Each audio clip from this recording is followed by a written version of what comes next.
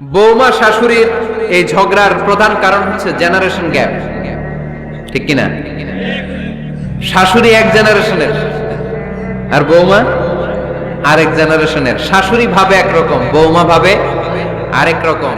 শাশুড়ি চায় বউর উপর খবরদারি করতে, বউ চায় শাশুড়ির উপর খবরদারি করতে। এই ডমিনেটিং এর কারণে কিলাকিলি আছে না নাই? এটা ঠিক না। আমার শাশুড়ি মায়েরা যারা আছেন, প্রথমে শাশুড়ি দিয়ে শুরু করি। আমার মাইকের আওয়াজ যে ঘরগুলোতে যায়, আমার শাশুড়ি মাদেরকে বলবো, বউদের উপর অত্যাচার করবেন না। ছেলেরে প্রশ্ন করে, তোর কাছে তোর বউ বড় না আমি বড়? আছে না নাই? এটা একটা প্রশ্ন হইল। তোর বউ বড় না আমি বড়? দুইজনেই বড়। তো এক ছেলে সুন্দর উত্তর দিছে, আমার কাছে ভালো লাগছে উত্তরটা শুনে। এক মা প্রশ্ন করছে, তোর এতদিন আমি লালন পালন করে বড় করলাম, জীবন যৌবন তোর জন্য শেষ করলাম, আজকে বউ পাইয়া বউ তোর আপন হয়ে গেল?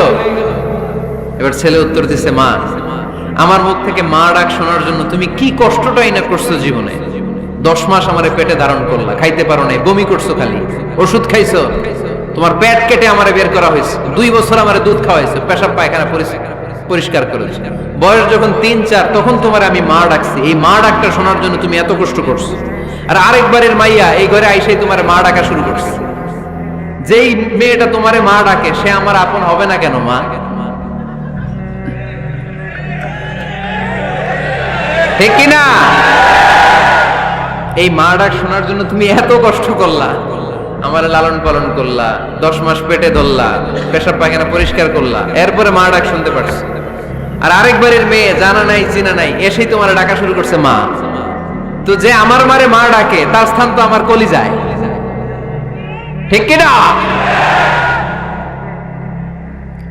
শাশুড়ি আম্মারা যারা আছেন, প্লিজ বৌমাদেরকে কষ্ট দিয়েন না। অনেক শাশুড়ি আছে পান থেকে চুন খসলে রেগে যায়, পদে পদে স্ত্রীর ভুল ধরে, বউয়ের ভুল ধরে, আছে না নাই? এটা করবেন না। সে তো নতুন, আপনার অনেক এক্সপিরিয়েন্স হতে তার সময় লাগবে। তাকে সময় দিন, তাকে ভালোবাসুন, ঠিক কিনা? না বুঝে সামান্যতে বৌমারে বদদোয়া দেয়, এরকম আছে না নাই? কিন্তু বুঝতে চায় না, বৌমারে যদি বদদোয়া দেয় তাহলে তার নিজ ছেলের পরিবারের ক্ষতি। পেটে ধরা যে ছেলে, ছেলের পরিবারের কিন্তু ক্ষতি, তার আপন নাতি নাতনিদেরই ক্ষতি। আওয়াজ করে বলেন ঠিক কিনা? বৌমাকে বদদোয়া দিয়েন না। বৌমাকে নিজের মেয়ের মতো দেখবেন। সমাধান আমি দিচ্ছি। কেমন দেখতে হবে?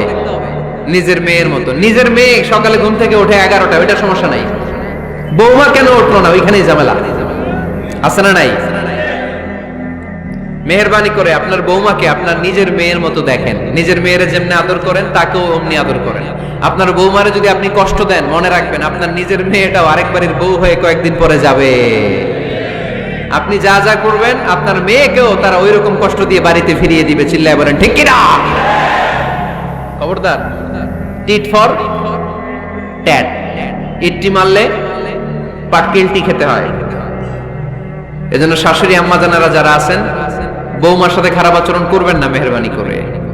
তাকে আপনি কষ্ট দিলে আপনার নিজের মেয়েটাও আরেক বাড়ির বৌমা হবে, সেও ওই বাড়িতে এই কষ্টগুলো ভোগ করবে। এগুলো যখন আপনি শুনবেন তখন আপনার চোখ দিয়ে পানি পড়বে কি পড়বে না?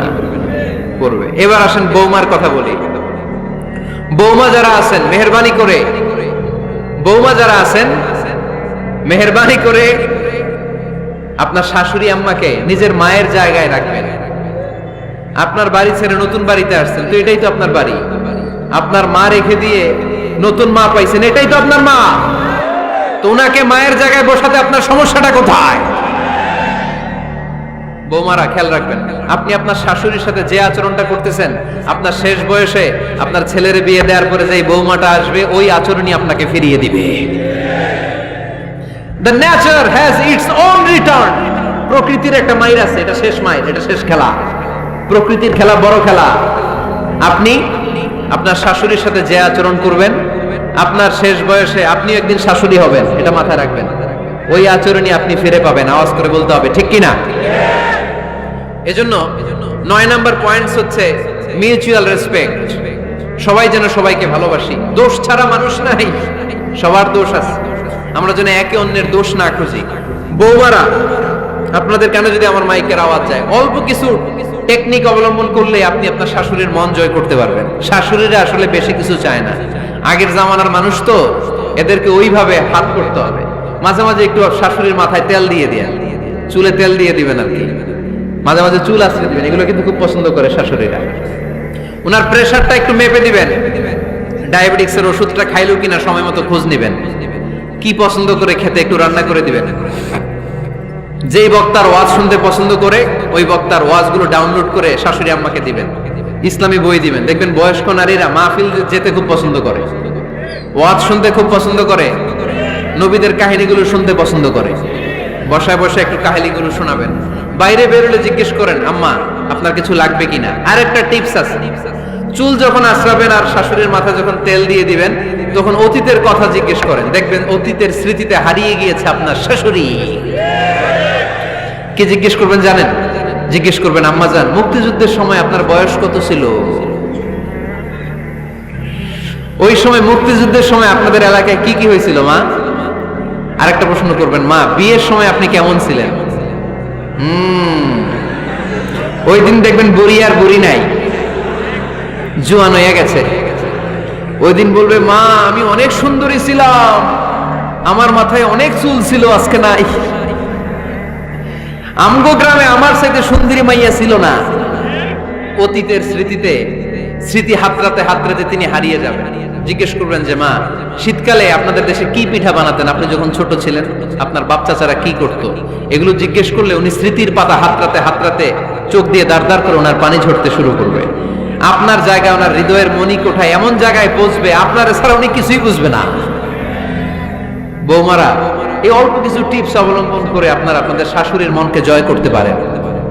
শাশুড়ি বৌমার দ্বন্দ্ব আমরা চাই না, আমরা চাই শাশুড়ি বৌমাকে নিজের মেয়ের মতো জানো, আর বৌমা শাশুড়িকে আপন মায়ের মতো ভালোবাসুক, ঠিক কিনা?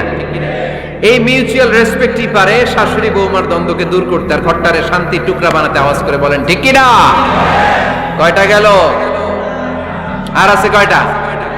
দোয়া করবেন একে অপরের জন্য। দোয়া, সাইয়েদনা ইব্রাহিম ফ্যামিলির জন্য দোয়া করতেন, রাব্বি জাআলনি মুকিমাস সালাতি ওয়া মিন যুররিয়াতি রাব্বানা ওয়া তাকাব্বাল দুআ।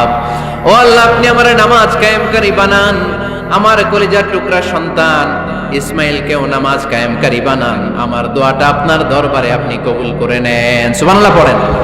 রব্বানা ইন্নী আসকানতু মিন যুররিয়াতি বিওয়াদিন গায়রি যী যারইন ইনদা বাইতিকাল মুহাররাম। ও আল্লাহ, আমার সন্তান সন্ততি, আমার ফ্যামিলিকে ধুধু মরুপ্রান্তর এই উপত্যকার মধ্যে তোমার কাবা ঘরের সামনে রেখে গেলাম, তাদেরকে তুমি নামাজ কায়েমকারী বানিয়ে দিও। গোটা বিশ্বের সব মানুষের অন্তর আমার ফ্যামিলির দিকে আল্লাহ তুমি ঝুঁকিয়ে দিও। ওয়ারযুকহুম মিনাস সামারাত, ফলমূল দিয়ে আল্লাহ তুমি তাদেরকে রিজিকের ব্যবস্থা করে দিও। তার মানে সব নবীরা তাদের পরিবারের সদস্যদের জন্য দোয়া করতেন কি করতেন না? আবার কোরআন আমাদেরকে শিখালো, রাব্বানা হাব লানা মিন আজওয়াজিনা ওয়া মিন যুররিয়াতিনা কুররাতা আ'য়ুন ওয়াজআলনা লিল মুত্তাকিনা ইমামা। ও আল্লাহ, এমন নেককার সন্তান, এমন নেককার স্ত্রী আপনি আমাকে দান করেন যাদের দিকে তাকালে আমার চোখ দুইটা ঠান্ডা হয়ে যায়। চক্ষু শীতলকারী স্ত্রী দেন। বিয়ে যাদের হয় নাই, ইয়াং ছেলেরা এই দোয়াটা করবা। বিয়ের জন্য দোয়ার দরকার আছে না নাই? প্রতিদিন এই দোয়া করবা, আল্লাহ এমন স্ত্রী দেন, এমন জীবন সঙ্গিনী আপনি আমাকে দেন, এমন লাইফ পার্টনার দেন যার দিকে তাকালে আমার চোখ জুড়িয়ে যায়। এমন সন্তান আল্লাহ আপনি আমার ফ্যামিলিতে দেন যাদের দিকে তাকালে আমার চোখ দুইটা ঠান্ডা হয়ে যায়।